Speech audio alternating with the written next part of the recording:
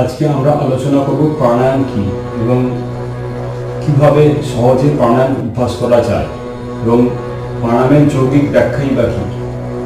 মহর্ষি পতঞ্জলি তার যোগ সূত্রে প্রাণায়ামের ব্যাখ্যা দিচ্ছেন তস্মিন সতি শ্বাস প্রশ্বাস গতি বিচ্ছেদ প্রাণায়াম। অর্থাৎ মহর্ষি পতঞ্জলির মতে শ্বাস প্রশ্বাসের গতি, সেই গতি বিচ্ছেদ বা স্থির হয়, অর্থাৎ তিনি এখানে কুম্ভকে গুরুত্ব দিচ্ছেন, অর্থাৎ প্রাণায়াম অর্থে কুম্ভ। হঠযোগ প্রদীপিকা গ্রন্থে 2 চ্যাপ্টারে 39 এবং 40 সূত্রে প্রাণায়ামের প্রশংসা করে বলা হচ্ছে, ব্রহ্মা প্রভৃতি দেবগণ যোগকে ভয় করেন, কারণ কল্পক্ষয়ে এদের বিনাশ হয়।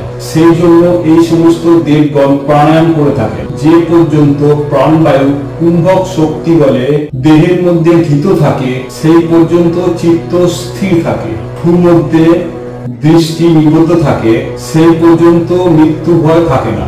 অর্থাৎ এখানে বলা হচ্ছে যে দেবতারাও নিয়মিত প্রাণায়ামের অভ্যাস করে থাকেন।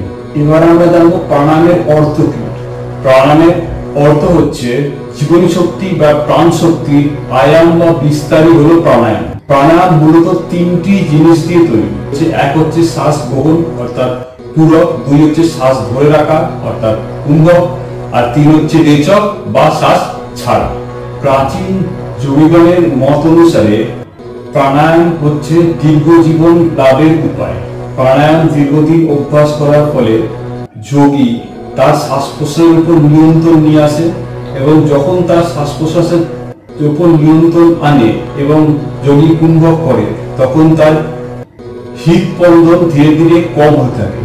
এবং যোগী মতে হৃদস্পন্দন যদি কম হয় বা যে প্রাণীর হৃদস্পন্দন যত কম, সেই প্রাণীর আয়ু তত বেশি। অর্থাৎ প্রাণায়ামের সাহায্যে হৃদস্পন্দন কম করে দীর্ঘ জীবন লাভ করাই হচ্ছে যোগীদের উদ্দেশ্য ছিল।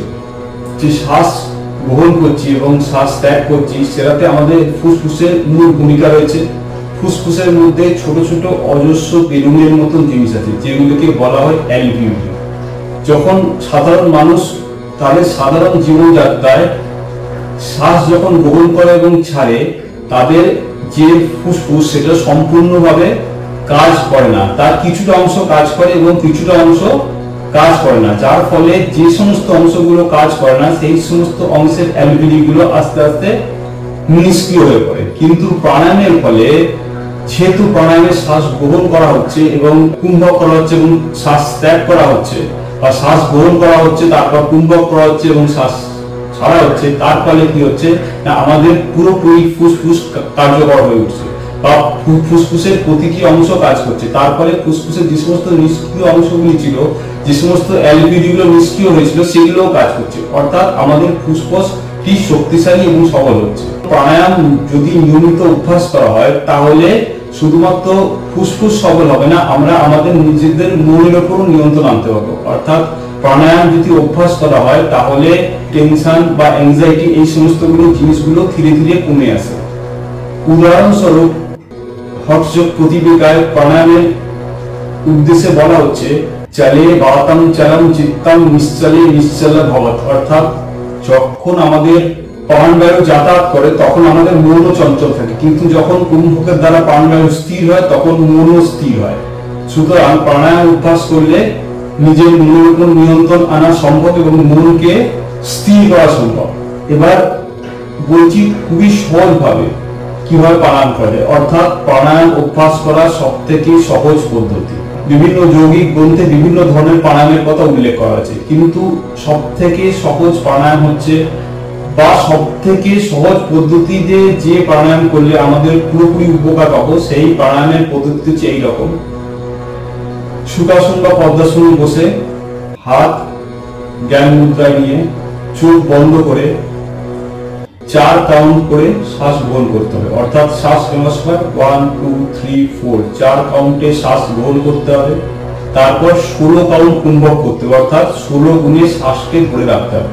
অর্থাৎ 4 কাউন্টে শ্বাস গ্রহণ করলাম 1 2 3 4, তারপর 16 কাউন্ট গুনলাম। 16 গোনার পর ধীরে ধীরে 8 কাউন্টে শ্বাস ছাড়তে হবে। অর্থাৎ 4 কাউন্টে শ্বাস নেওয়া, 16 কাউন্ট শ্বাস ধরে রাখা এবং 8 কাউন্টে শ্বাস ছাড়াই হচ্ছে প্রাণায়ামে সহজ পদ্ধতি, অর্থাৎ এই পদ্ধতিতে আমরা প্রাণায়াম করি তাহলে আমাদের প্রাণায়ামের যে লাভ সেই সমস্ত লাভই আমরা পাবো। তাহলে এইভাবে যদি আমরা নিয়মিত অভ্যাস করি, অর্থাৎ 4 কাউন্টে শ্বাস নেওয়া এবং 16 কাউন্টে শ্বাস ধরে রাখা অর্থাৎ কুম্ভক করা এবং 8 কাউন্টে রেচক করা, তাহলে প্রাণায়ামের যে যে লাভ আছে সেই লাভগুলি আমরা পাবো। কিন্তু এটির মধ্যে কোনো জটিলতা নেই, এটি একদম সহজ প্রাণায়াম। এর মধ্যে বলে রাখা দরকার, যাদের কোনো রকম শারীরিক সমস্যা আছে অর্থাৎ ফুসের সমস্যা বা হার্টের সমস্যা বা কোনো রকম জটিল অসুখ আছে, তারা কুম্ভকের অংশটি বাদ দেবেন, অর্থাৎ তারা শুধুমাত্র পূরক করবেন এবং রেচক করবেন। প্রয়োজনে যোগ প্রশিক্ষকের তত্ত্বাবধানে প্রাণায়াম অনুশীলন করে প্রাণায়ামের সম্পূর্ণ লাভ গ্রহণ করুন এবং শারীরিকভাবে সুস্থ থাকুন।